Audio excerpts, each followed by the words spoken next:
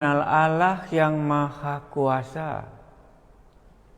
Dari manakah kita dapat katakan? Bagaimana sampai kita bisa mempercayainya? Allah yang Maha Kuasa. Sejauh mana kemahakuasaan Allah?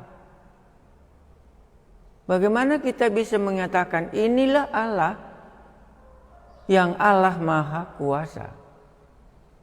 Itulah yang sebentar ini kita coba boleh mengenalnya, Allah yang Maha Kuasa itu, dan boleh kita mempercayai bahwa inilah yang benar, yang sungguh Maha Kuasa. Kita berdoa.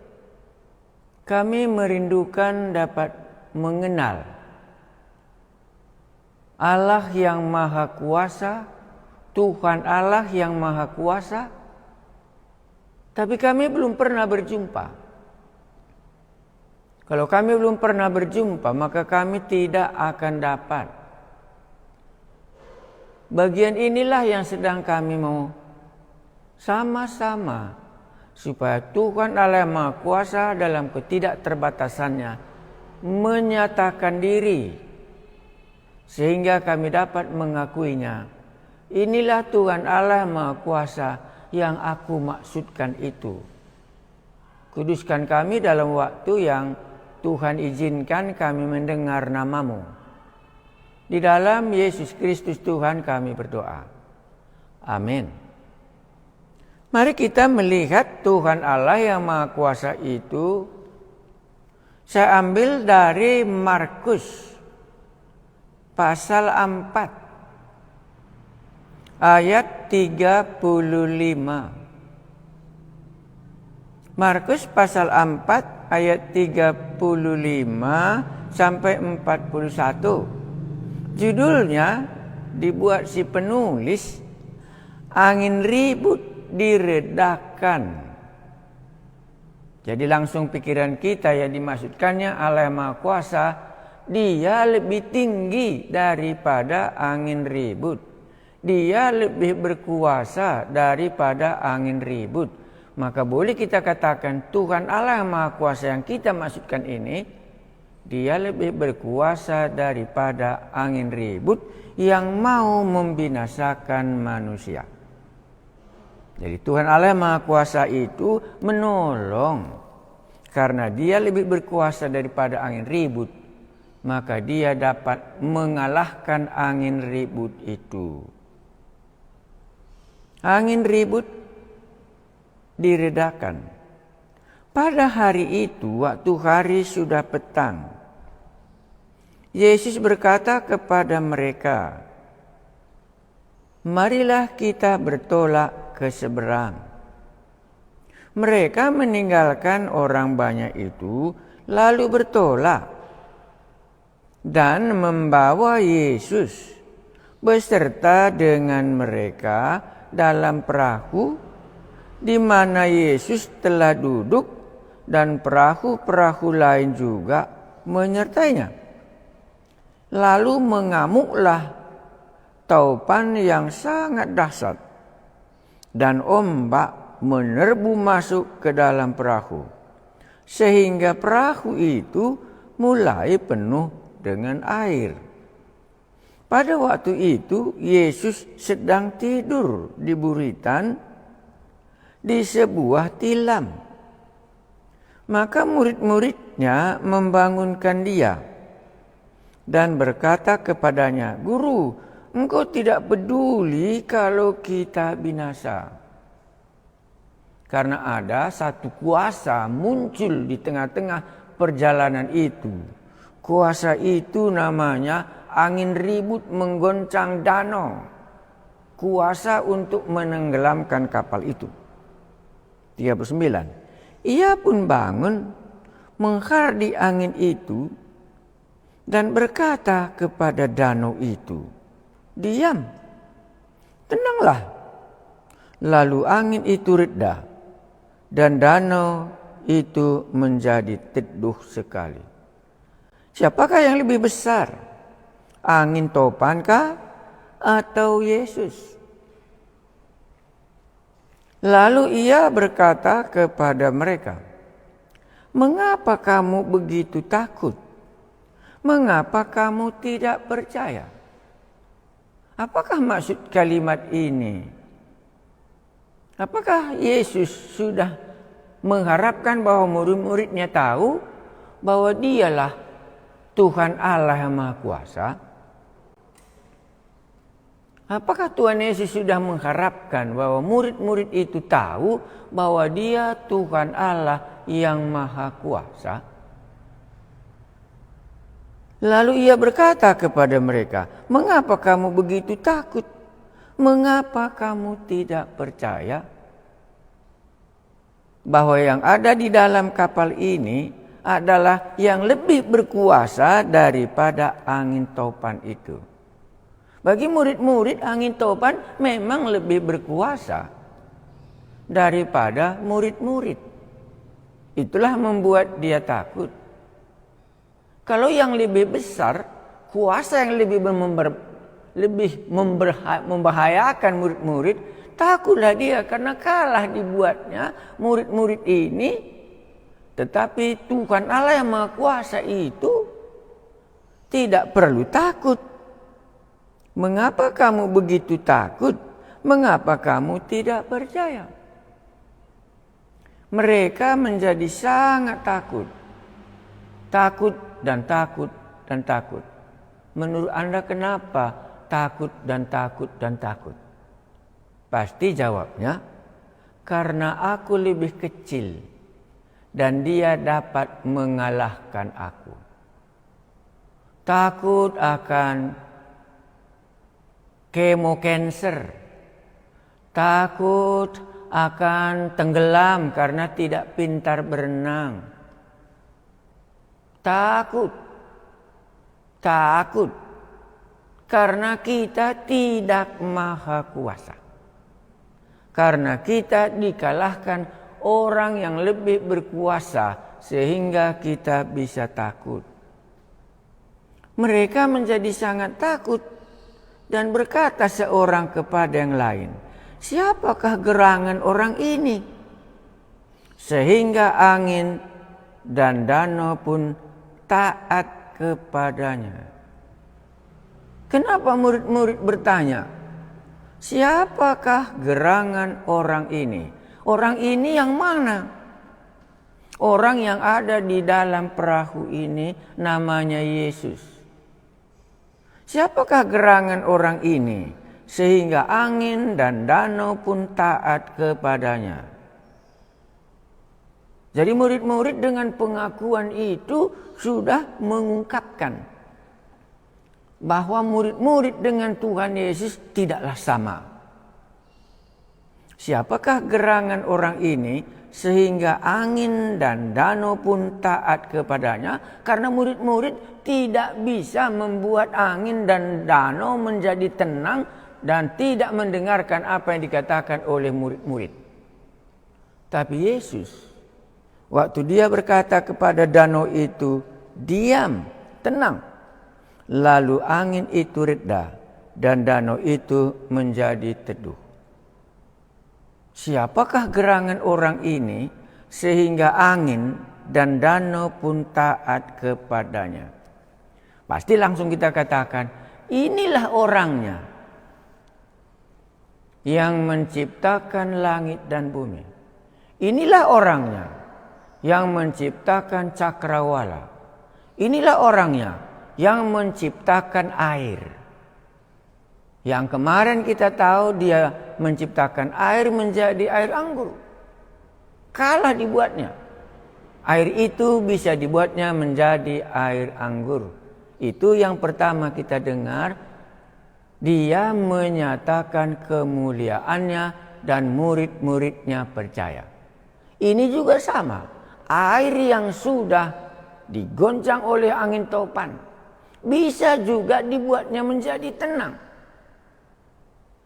Karena dialah Tuhan Allah Maha Kuasa yang bisa membuat air ini menjadi air anggur.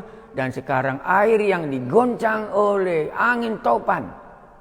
Dan dia dapat berkata, "Diam." Dan tenanglah.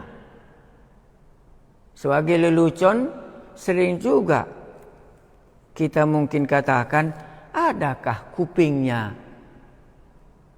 angin topan tadi? Ia pun bangun menghardik angin itu dan berkata kepada danau, ada angin, ada danau. Ia pun bangun menghardik angin itu dan berkata kepada danau itu, diam, tenanglah. Lalu angin itu reda dan danau itu menjadi teduh sekali. Bisa juga kita guyon, adakah kupingnya? Makanya dicakapi oleh Tuhan Yesus, kalau diam itu kasar ya. Tenanglah, jangan lagi kau mengganggu. Sibuk kau membuat murid-muridku ini, sudah mereka semua menjadi ketakutan. Kacau kau buat. Adakah kupingnya air? Adakah kupingnya angin? Kalau tidak, bagaimana dia bisa berhenti? Ya, tidak payah Pak. Karena Allah itu, Tuhan Allah itu Maha Kuasa. Maka Tuhan yang Maha Kuasa itu maksudnya, bagi dia semua punya kuping, kalau dia berbicara akan didengarkannya.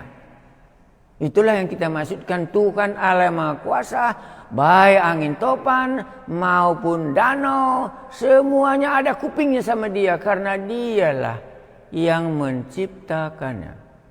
Jadi kemahakuasaan Allah membuat angin punya kuping, bisa mendengar suara penciptanya. Kemarin kita sudah jumpa juga Tuhan Allah Maha Kuasa. Hei pemuda Nain, bangkitlah. Biasanya orang mati tidak bisa lagi ada kupingnya. Tetapi bangunlah pemuda itu. Kita sudah sampai juga kepada Lazarus yang sudah 4 hari dikuburkan. Lazarus, keluarlah. Ada juga kupingnya. Ini kepada danau dan kepada angin. Diam dan tenanglah. Ada juga kupingnya. Dari mana kita tahu?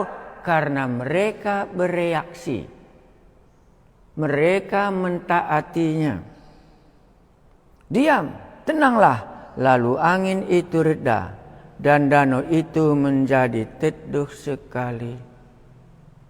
Tuhan Allah yang Maha Kuasa, firman beserta dengan kita.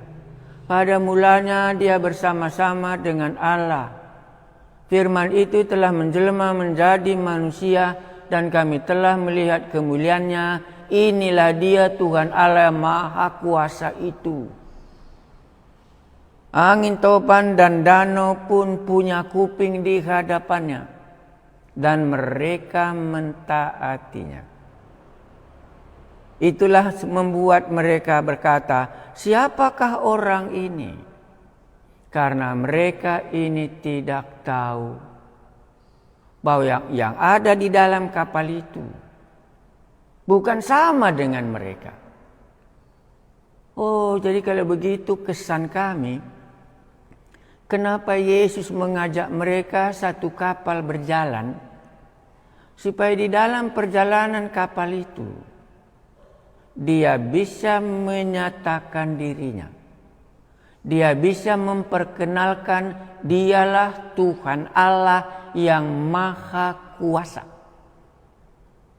Makanya kemarin sesudah Lazarus dibangkitkan oleh Tuhan Yesus, orang-orang yang datang dari Yerusalem, orang-orang yang ikut menghiburkan Maria dan Marta itu percaya kepadanya. Makanya tadi mulai ditegur oleh Tuhan Yesus. Lalu ia berkata kepada mereka, mengapa kamu begitu takut? Mengapa kamu tidak percaya? Dua di sini. Mereka takut dan mereka mengapa engkau tidak percaya? Karena yang ada bersama dengan mereka itu adalah Tuhan Allah yang menciptakan langit dan bumi, yang sudah menghidupkan orang mati, mengembalikan roh kepada diri anak Jairus, pencipta roh manusia. Akulah kebangkitan dan hidup, membangkitkan Lazarus yang sudah 4 hari sudah busuk dari kuburan. Itu pun semua punya kuping. Dan apa yang diperintahkan, yang Tuhan Allah yang Maha Kuasa itu, semua akan mentaatinya. Jadi kalau kita dengar hari ini, lalu angin itu reda dan danau itu menjadi teduh sekali, maka kita akan berkata, inilah Tuhan Allah yang berkuasa terhadap alam semesta, angin dan danau ada di bawah kuasanya. Ini yang pertama dapat kita renungkan. Jadi kenapakah murid-murid menjadi takut? Karena lebih besar angin topan, lebih besar daripada gelombang. Mereka menjadi sangat takut lagi karena mereka tidak mengenal bahwa yang Maha Kuasa, Tuhan Allah yang ada di dalam kapal orang ini bisa tidur dan bisa duduk. Mereka tambah takut lagi. Akhirnya mereka berkata seorang kepada yang lain, siapakah gerangan orang ini? Mungkin nasib kita sama dengan murid-murid. Kita tidak mengenal siapakah Tuhan Allah yang Maha Kuasa itu, membuat kita takut. Siapakah gerangan orang ini sehingga angin dan danau pun taat kepadanya? Apa artinya taat kepadanya? Apa artinya angin dan danau itu diamlah dan tenanglah dan dia mentaatinya? Maka semua kita katakan, ini dia lebih tinggi. Angin topan dan danau pun bisa dijinakkannya dan bisa disuruhnya diam.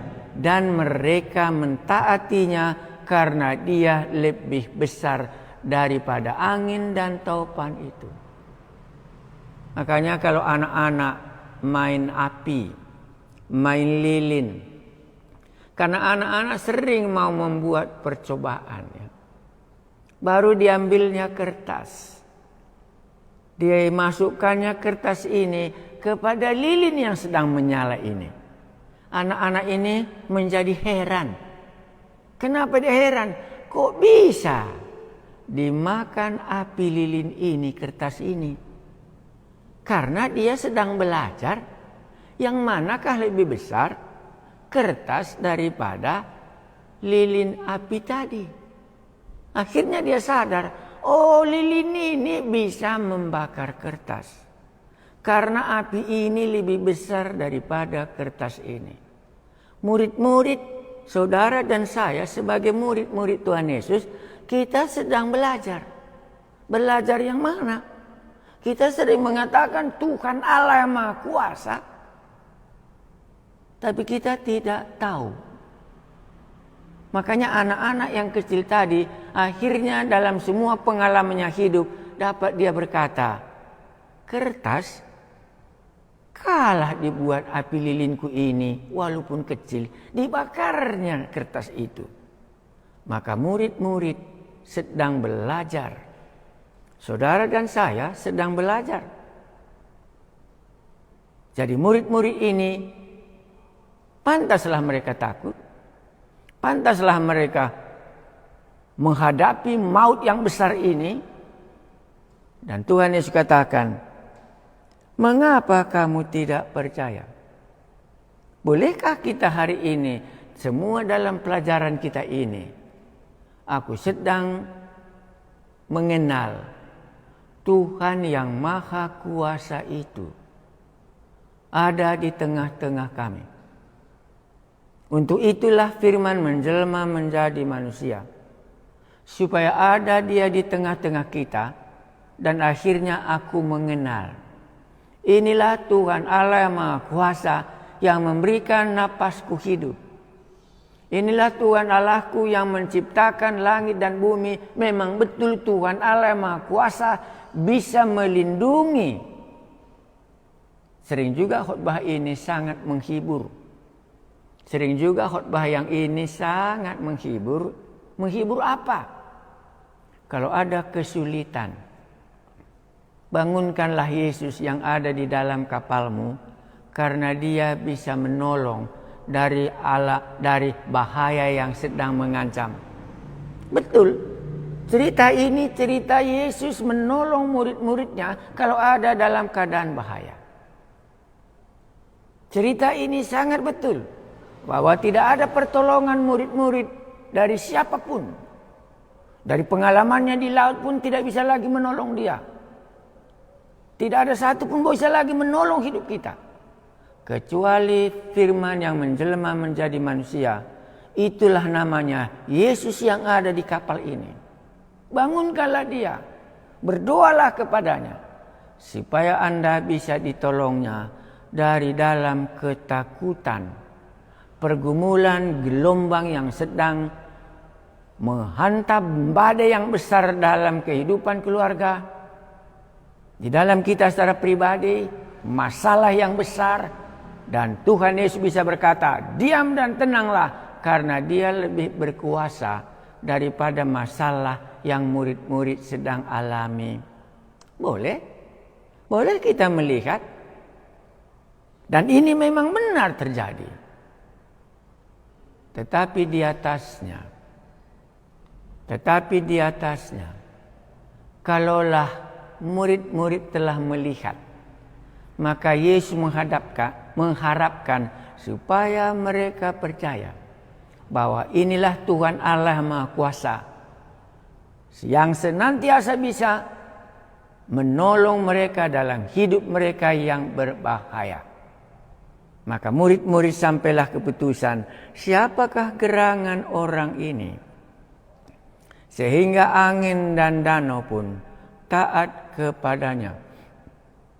Jadi waktu Tuhan Yesus telah menolong kita dari gelombang hidup yang mau menghantam dan mau menenggelamkan, kita ada dalam ketakutan. Tetapi waktu kita berseru, Tuhan Yesus tolonglah, diamkanlah permasalahanku ini. Dan Tuhan Yesus menolong. Tetapi sesudah itu, tujuan Tuhan Yesus menolong supaya kita sampai berkata, rupanya Yesus lebih berkuasa daripada musuh. Bahwa Yesus lebih berkuasa dari masalahku. Dialah Tuhan Allahku yang Maha Kuasa. Dia berkuasa terhadap angin, topan dan danau. Diamlah, tenanglah, maka angin dan topan pun mendengarkan suaranya. Karena Tuhan Yesuslah Tuhan Allah Maha Kuasa yang menciptakan langit dan bumi, sehingga Dia bisa mendengarkan apa yang dikatakan Yesus. Angin, topan dan danau menjadi tenang. Mari kita berdoa. Dari perbuatan Tuhan kami Yesus, mulailah hati kami bisa percaya bahwa inilah Tuhan Allah yang Maha Kuasa yang memberikan pertolongan waktu hidupku kacau. Inilah Tuhan Allah yang Maha Kuasa yang kumaksudkan itu. Berkuasa di laut, berkuasa di daratan, berkuasa terhadap kuburan, berkuasa terhadap orang mati. Dialah Tuhan Allah yang Maha Kuasa, namanya Yesus. Kepadamulah kami bersyukur, Tuhan Allah kami yang Maha Kuasa. Amin.